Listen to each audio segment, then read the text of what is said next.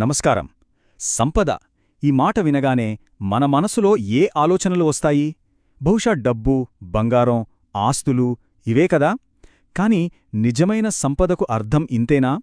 ఈరోజు మనం శ్రీ గురుమంచి రాజేంద్ర శర్మగారి లోతైన విశ్లేషణ ఆధారంగా సంపదకు ఉన్న అసలైన అర్థాన్ని, ఆ శాశ్వతమైన ఐశ్వర్యం యొక్క రహస్యాన్ని తెలుసుకోబోతున్నాం. ఇది మన ఆలోచనా విధానాన్ని మార్చేసే ఒక అద్భుతమైన ప్రయాణం. ఈ ప్రయాణానికి మనకు మార్గదర్శి శ్రీ గురుమంచి రాజేంద్ర శర్మగారు చెప్పిన ఈ మాట, అవసరాలను తీర్చి తృప్తినిచ్చేదే సంపద. ఒక్క క్షణం ఆలోచించండి, ఎంత అద్భుతమైన నిర్వచనమో కదా! ఇది కేవలం డబ్బు సంపాదించడం గురించి మాట్లాడట్లేదు, ఒక పరిపూర్ణత, ఒక సంతృప్తి గురించి మాట్లాడుతోంది. ఈ ఒక్క వాక్యం గనక మనకు పూర్తిగా అర్థమైతే సంపదను చూసే మన దృక్కోణమే మారిపోతుంది. సో మన ఈ విశ్లేషణలో ఈ 5 అంశాల ద్వారా ప్రయాణిద్దాం. సంపద అంటే ఏంటో మొదలుపెట్టి, దాన్ని ఎలా సృష్టించాలో తెలుసుకుని, డబ్బుకు ఆవల ఉన్న అసలైన ఐశ్వర్యమేంటో కనుక్కుందాం. సరే, మన మొదటి అడుగు కాగితపు నోట్లను, బ్యాంక్ బ్యాలెన్స్లను పక్కన పెట్టి అసలు నిజమైన ఐశ్వర్యం అంటే ఏంటో లోతుగా అర్థం చేసుకుందాం. సంపద అంటే ఒక అవసరాన్ని తీర్చగలిగే శక్తి. ఆ అవసరం ఏదైనా కావచ్చు. ఆకలితో ఉన్నవారికి అన్నం ఒక సంపద, మనశ్శాంతి లేనివారికి ఓ మంచి మాట ఒక సంపద. అంటే ఏ వస్తువైతే, ఏ నైపుణ్యమైతే ఒక అవసరాన్ని తీర్చి ఆ తృప్తిని ఇవ్వగలదో అదే నిజమైన సంపదనమాట. మరి అలాంటి సంపదను సృష్టించడం ఎలా? ఇక్కడే మన సనాతన ధర్మం 2 అద్భుతమైన ప్రాథమిక మార్గాలను మన ముందుంచుతోంది. సృష్టిలో సకల సంపదలు ఈ 2 మార్గాల నుంచే పుడతాయి. 1. సేవా మార్గం. సింపుల్గా చెప్పాలంటే ఇతరుల అవసరాలను తీర్చడం. 2. క్రియాశక్తి. అంటే మనలో ఉన్న జ్ఞానాన్ని, మన ఆలోచనల్ని శ్రమగా అంటే పనిగా మార్చడం. అంతే, ఈ 2 విశ్వంలోని మొత్తం సంపదకు మూలం. ఈ మొదటి మార్గం ఎంత అందమైనదో చూడండి.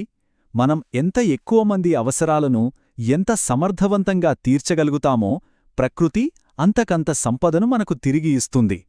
ఇది ఒక యూనివర్సల్ లా. ఒకరోజు కూలీ నుంచి ఒక టెక్ బిలియనేర్ వరకు అందరూ ఈ నియమానికి లోబడే సంపదను సృష్టిస్తున్నారు. అయితే ఇక్కడే అసలైన రహస్యం దాగుంది. కేవలం శారీరక శ్రమకు ఒక పరిమితి ఉంటుంది.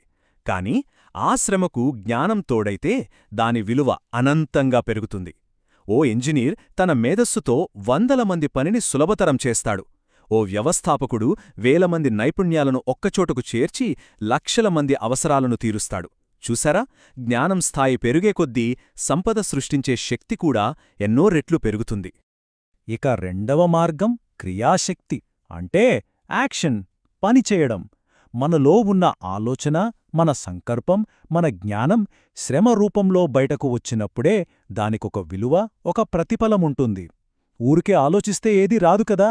అందుకే లక్ష్మీదేవిని క్రియాశక్తి స్వరూపిణి అంటారు. ఆమె నిరంతర చైతన్యానికి, కృషికి ప్రతీక. అయితే కష్టపడి పనిచేసే అందరూ సంపన్నులు ఎందుకు కాలేకపోతున్నారు? ఎందుకంటే సాధారణ శ్రమను అసాధారణ ఫలితంగా మార్చే ఒక మాయాశక్తి ఉంది. అదే జ్ఞానం. మరి ఆ జ్ఞానం ఎలాంటిదో ఇప్పుడు తెలుసుకుందాం. జ్ఞానంలో 2 రకాలుంటాయి.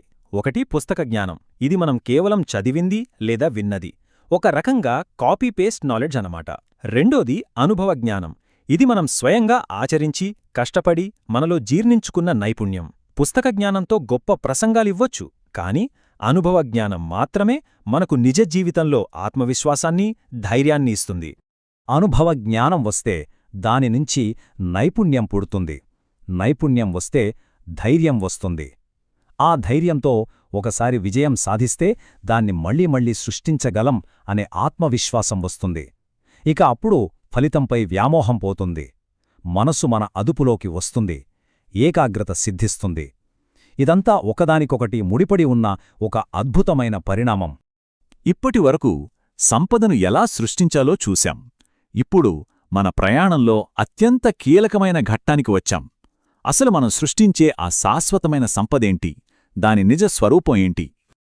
ఇది బహుశా మనం ఒప్పుకోవాల్సిన అతిపెద్ద నిజం. డబ్బు, బంగారం ఇవి నిజమైన సంపద కానే కావు. అవి కేవలం వస్తుమార్పిడికి మనం ఉపయోగించుకునే సాధనాలు మాత్రమే. వాటి విలువ ఈరోజున్నట్టు రేపుండదు. ఒక దేశంలో ఉన్న విలువ ఇంకో దేశంలో ఉండదు. ఈ లోకంలో చెల్లిన రూపాయి పరలోకంలో చెల్లదు. మరి ఏది నిజమైన శాశ్వతమైన సంపద? అదే సంస్కారం. సంస్కారమంటే విలువను సృష్టించగల మన నైపుణ్యం, మన సామర్థ్యం, మన ఆత్మపై ఒక ముద్రలా పడిపోవడం. ఏ పరిస్థితిలోనైనా, ఏ లోకంలోనైనా అవసరాలను తీర్చగల మన కెపాసిటీనే సంస్కారం. ఇది జన్మజన్మలకు మనతో ప్రయాణించే ఏకైక నిజమైన ఆస్తి. ఈ గూఢమైన సత్యాన్ని శ్రీ గురుమంచి రాజేంద్ర శర్మగారు ఎంత స్పష్టంగా వివరించారో కదా. మనం పెంపొందించుకున్న నైపుణ్యం, మన క్రియాశక్తి ఒక సంస్కార రూపంలో మన ఆత్మను అంటిపెట్టుకునుంటాయి.